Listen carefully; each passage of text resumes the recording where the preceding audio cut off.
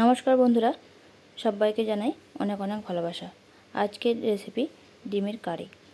এই রেসিপিটা গরম ভাতের সাথে খেতে ভীষণই ভালো লাগে। চলো তাহলে বন্ধুরা ঝটপট শুরু করা যাক আজকের এই রেসিপি। তার জন্য এখানে আমি প্রথমেই 4টের মতো ডিম নিয়ে নিয়েছি। তা তোমাদের এখানে যতগুলো প্রয়োজন সেই অনুযায়ী তোমরা এখানে নিয়ে নেবে। তো ডিমগুলোকে আমি এখানে জলের মধ্যে দিয়ে এখানে আমি ডিমগুলোকে প্রথমে সিদ্ধ করে নিচ্ছি। এখানে 5 মিনিট মতো টাইম দিলে ডিমগুলো সিদ্ধ হয়ে যাবে। তো ডিমগুলো এখানে সিদ্ধ প্রথমে ভালো করে ফুটিয়ে একটা ঢাকা দিয়ে রেখে দিচ্ছি 10 মিনিটের মতো। তো 10 মিনিট মতো হয়ে গেছে ঢাকা খুলে এবার আমি ডিমগুলোকে ছাড়িয়ে নেব। তার জন্যে গরম জলটা ফেলে দিয়ে এখানে আমি ঠান্ডা জলের মধ্যে ডিমগুলোকে নিয়ে নেব। এবার আমি এক এক করে ডিমগুলোকে ছাড়িয়ে নিচ্ছি।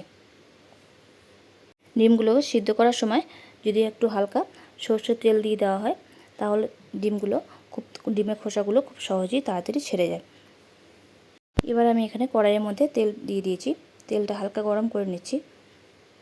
এবার আমি তেলের মধ্যে দিয়ে দিচ্ছি হাফ চামচ মতো নুন আর সামান্য পরিমাণ এখানে হলুদ আর সামান্য পরিমাণ লঙ্কা গুঁড়ো দিয়ে এবার এখানে আমি ডিমগুলোকে দিয়ে দিচ্ছি। এখানে আমি ডিমগুলোকে হালকা কেটে নিচ্ছি। কেটে নিয়ে তারপর আমি এখানে তেলের মধ্যে দিয়ে দিচ্ছি। এক এক করে এখানে আমি 4টে ডিমই দিয়ে দিয়েছি। এবার ডিমগুলো ভালো করে নেড়ে নিয়েছি। হালকা নেড়ে নিয়ে এবার আমি ডিমগুলোকে এখানে তুলে নিচ্ছি। এখানে যদি ডিমটা বেশি ভাজা হয়ে যায় তাহলে উপর অংশটা বেশি শক্ত হয়ে যায়, তখন খেতে ভালো লাগে না। তাই আমি এখানে 1 মিনিট মতো হালকা নেড়ে নিয়ে আমি তুলে নিচ্ছি। এখানে আমি আবারও ওই তেলের মধ্যে এখানে আমি গোটা জিরে এখানে আমি ফোড়ন দিয়ে দিয়েছি। আর আমি এখানে দিয়ে দিয়েছি একটা শুকনো লঙ্কা আর একটা তেজপাতা। এবার আমি তেলের মধ্যে দিয়ে দিচ্ছি এখানে একটা পেঁয়াজ। এখানে বড় সাইজের একটা পেঁয়াজ কুচি করে নিয়েছি। এবার আমি ওই তেলের মধ্যে দিয়ে দিয়েছি। এখানে আমি পেঁয়াজটাকে হালকা লাল করে ভেজে নিচ্ছি প্রথমে। এরপর এখানে আমি দিয়ে দেবো একটা টমেটো। এখানে পেঁয়াজ আর টমেটোটাকে আমি ভেজে নিচ্ছি ভালো করে প্রথমে। এবার আমি এখানে একটা প্লেটের মধ্যে নিয়ে নিচ্ছি এখানে নুন, হলুদ, জিরে গুঁড়ো, ধনে গুঁড়ো আর আমি এখানে নিয়ে নিয়েছি গরম মশলা। এখানে সব রকম মশলা নিয়ে এখানে আমি কড়াইয়ের মধ্যে দিয়ে দিয়েছি। এবার এটাকে ভালো করে নেড়ে নিচ্ছি। এরপর আমি দিয়ে দেবো এর মধ্যে আদা বাটা আর হাফ চামচ মতো রসুন বাটা। এখানে আমি আদা আর রসুন একসাথে দিয়ে দিয়েছি।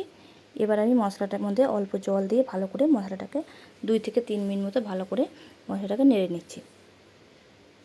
এখানে মশলাটার মধ্যে যতক্ষণ না এখানে কাঁচা গন্ধটা যাবে ততক্ষণ পর্যন্ত মশলাটাকে আমি নেড়ে নেব। 2 থেকে 3 মিনিট মতো নেড়ে নেওয়ার পর ডিমগুলোকে এবার আমি এখানে দিয়ে দিচ্ছি। ডিমগুলোকে দিয়ে এখানে আমি মশলার সাথে বেশিক্ষণ নাড়বো না, 1 মিনিট মতো নেড়ে আমি এখানে জলটা মধ্যে জল দিয়ে দেবো। এবার আমি এটা 1 থেকে 2 মিনিট মতো ফুটে গেলেই এবার আমি এটাকে নামিয়ে নেব। তো দেখো বন্ধুরা, এটা ফুটতে শুরু করে দিয়েছে। এবার আমি উপর থেকে কেসুরি মেথি অল্প দিয়ে এবার আমি এটাকে নামিয়ে নেব। যেহেতু আগে আমি এখানে গরম মশলা দিয়ে দিয়েছিলাম তাই আমি আর কিছু দেবো না। সবার শেষে সামান্য পরিমাণ কেসুরি মেথি দিয়ে এটাকে আমি নামিয়ে নিচ্ছি। এরকমভাবে যদি বাড়িতে ডিমের কারি রান্না করা হয় গরম ভাতের সাথে খেতে খুবই ভালো লাগে। চলো তাহলে বন্ধুরা, ভিডিওটা আজকের মতো এই পর্যন্তই। কেমন লেগেছে অবশ্যই জানিও। আজকে